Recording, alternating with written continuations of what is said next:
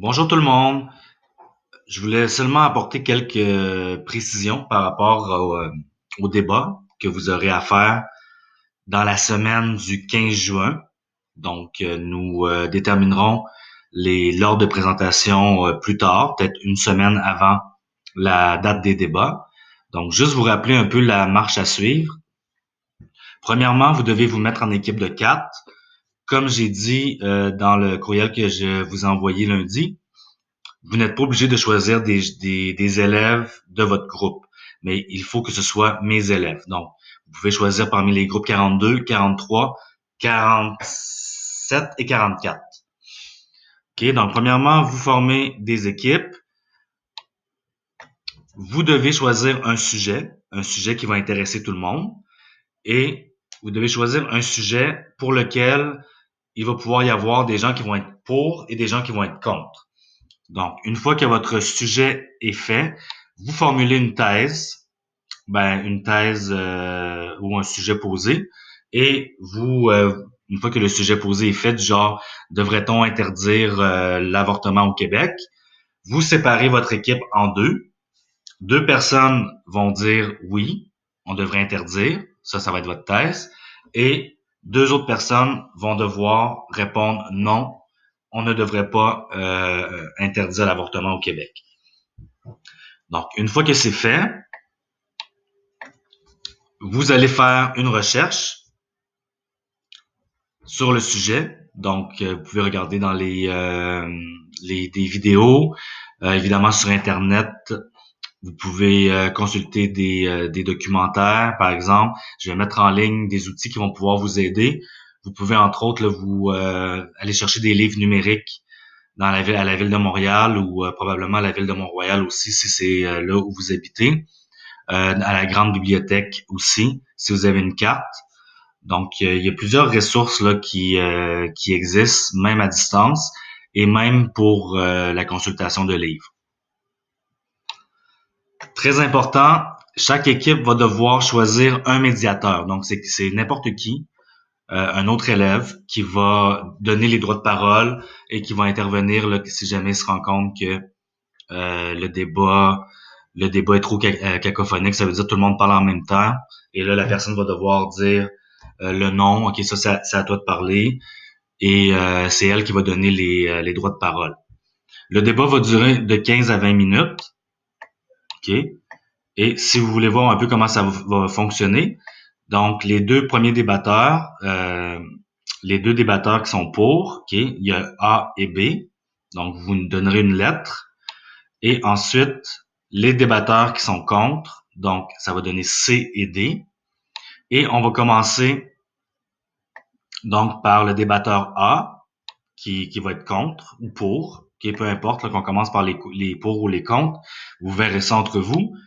Mais ce qui est important, là, c'est d'alterner. Donc, on va commencer par un débatteur, par exemple, qui est pour. Pendant 45 secondes, la personne va faire une courte introduction dans laquelle elle va mettre en contexte son sujet. Et là, je passe assez rapidement, là, mais vous pouvez faire, et même c'est une très bonne idée, je vous le suggère, vous devez mettre en scène des personnages. Donc, vous voyez ici, là, chaque débat peut mettre en scène des personnages reliés au sujet qui est choisi. Donc, si je reviens avec mon idée de l'avortement, okay, vous pourriez, par exemple, faire le pape. Donc, et vous allez devoir avoir la position du pape. Et par exemple, la personne qui serait contre, mais ça pourrait être une jeune femme qui veut se faire avorter. Comprenez? Donc, on essaie de faire des personnages comme ça rend le débat plus intéressant. Et vous essayez d'avoir l'opinion de ces personnages-là. OK? Donc, si on revient là pour l'ordre, le débatteur qui est pour va commencer pendant 45 secondes, va donner son opinion. Si elle joue un personnage, ben elle va expliquer quel personnage elle est, donc c'est aussi ce qui motive sa prise de position. Mais ce n'est pas le moment de commencer l'argumentation. C'est vraiment comme une introduction normale dans un texte. Vous pouvez exposer, donner vos arguments, mais vous ne les développez pas. Donc, le débatteur A, par exemple, qui est pour, va parler pendant 45 secondes. Ensuite, on va aller au débatteur C, donc qui est contre, 45 secondes d'intro. Débatteur B, on revient à l'équipe qui était pour, et après ça, on finit avec l'équipe qui était contre, avec le débatteur D. Donc, évidemment, vous pouvez vous aider avec des notes, mais si vous êtes toujours à regarder votre feuille, en plus à la caméra, là, ça va très mal passer. Donc, l'important, c'est de créer un contact avec l'auditoire parce qu'il va y avoir des gens qui vont vous regarder. Une fois que l'introduction est terminée, vous pouvez y aller avec la partie importante qui est le développement pendant 1 minute 30. Donc, c'est à ce moment-là où vous allez développer vos arguments à l'aide, entre autres, de procédés argumentatifs. Donc, ça peut être des exemples, des comparaisons. Vous pouvez citer des experts, donner des statistiques, faire le cause-conséquence. Donc, si on fait ça, il va y avoir ça. Et c'est aussi pendant cette période-là, c'est aussi lors de cette période que vous allez réfuter les arguments des autres. Donc, il nous reste encore 1 mois. On va travailler la réfutation pour que vous puissiez mettre ça en pratique lors du débat. OK, donc on va suivre le même ordre que dans l'introduction. Et la troisième partie, c'est la partie où tout le monde peut parler et ça va durer 4 minutes. Et là, vous pouvez répondre aux commentaires des autres, ce qui n'était pas le cas dans la partie introduction et dans la partie développement. Là, ici, vous pouvez vraiment échanger avec les autres. Donc, vous pouvez interpeller quelqu'un en particulier, par exemple le pape. Vous, monsieur le pape, vous dites que blabla.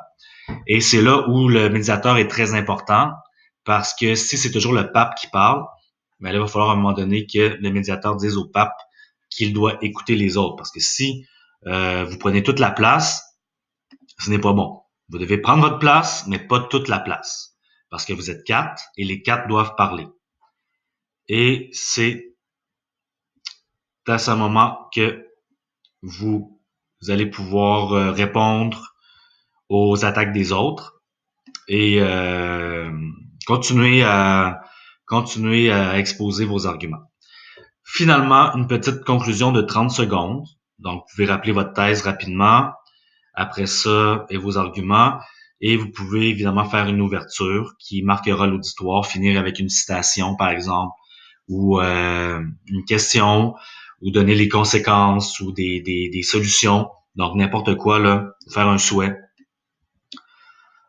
Et voilà. Donc, les débats se feront sur Meet. Donc, c'est très important de prévoir un appareil avec une caméra et un micro. Je ne vous recommande pas le téléphone parce que vous allez devoir le tenir. Donc, un appareil qui est stable et qui va permettre à vos mains d'être libres. Et puis, ça se déroulera la semaine du 15 juin. Donc, si jamais vous n'avez pas d'ordinateur ou même de connexion Internet, okay, je vous rappelle qu'à l'école, ils peuvent vous vous prêter un Chromebook, par exemple, ou un autre type d'ordinateur. Et le gouvernement a aussi annoncé qu'il y avait un partenariat avec TELUS. Donc, pour ceux qui n'auraient pas d'Internet efficace, communiquer avec la direction, avec Madame Blatsabi. Et finalement, très important, vous pourrez, mais vous allez devoir le faire aussi, écouter et évaluer les débats des autres. Et il y aura des points de participation pour cette partie. Vous ne serez pas obligé, évidemment, là, d'écouter tous les débats, mais je vous donnerai, je dirais peut-être entre 3 et 5 débats où vous allez devoir être là et que vous allez devoir évaluer et qui vont vous donner des points. Donc, vous voyez, j'ai donné plein d'exemples de sujets et voilà. Donc, si vous avez des questions, n'hésitez pas à m'écrire. J'espère que c'est clair.